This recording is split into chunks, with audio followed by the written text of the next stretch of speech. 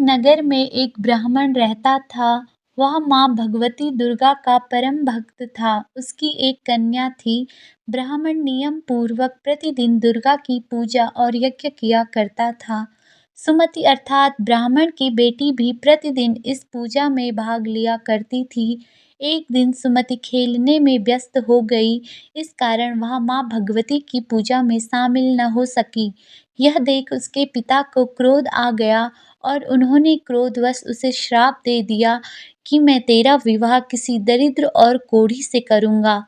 पिता की बातें सुनकर बेटी को बड़ा दुख हुआ और उसने पिता के द्वारा क्रोध में कही गई बातों को सहर्ष स्वीकार कर लिया।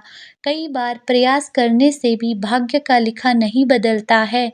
अपनी बात के अनुसार उनके पिता ने अपनी कन्या का विवाह एक कोढ़ी के साथ कर दिया। सुमति अपने पति के साथ विवाह कर चली गई। उसके पति का घर न होने के कारण उसे वन में घास के आसन पर रात बड़े कष्ट में बितानी पड़ी। गरीब कन्या की यह दशा देखकर माता भगवती उसके द्वारा पिछले जन्म में की गई उसके पुण्य प्रभाव से प्रकट हुई और सुमति से बोली, हे कन्या, मैं तुम पर प्रसन्न हूँ।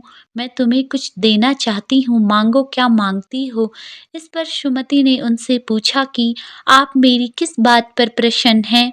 कन्या की यह बात सुनकर देवी कहने लगी, मैं तुम पर पूर्व जन्म के तुम्हारे पुण्य के प्रभाव से प्रसन्न हूँ।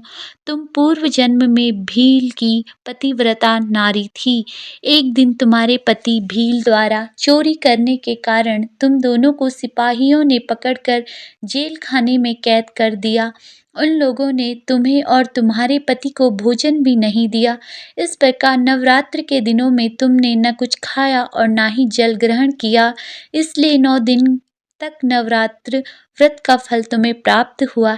हे ब्राह्मणी, उन दिनों अनजाने में जो व्रत हुआ, उस व्रत के प्रभाव से प्रसन्न होकर आज मैं तुम्हें मनवांछित वरदान दे रही हूँ। कन्या बोली कि अगर आप मुझ पर प्रसन्न हैं तो कृपा करके मेरे पति का कोढ़ दूर कीजिए। माता ने कन्या की यह इच्छा शीघ्र पूरी कर दी।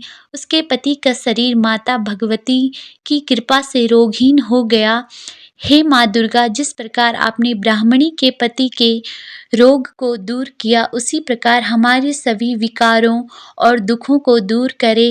इसी प्रकार की वीडियो को देखने के लिए लाइक, शेयर एंड सब्सक्राइब करिएगा हमारे यूट्यूब चैनल ओम वाइब्स को।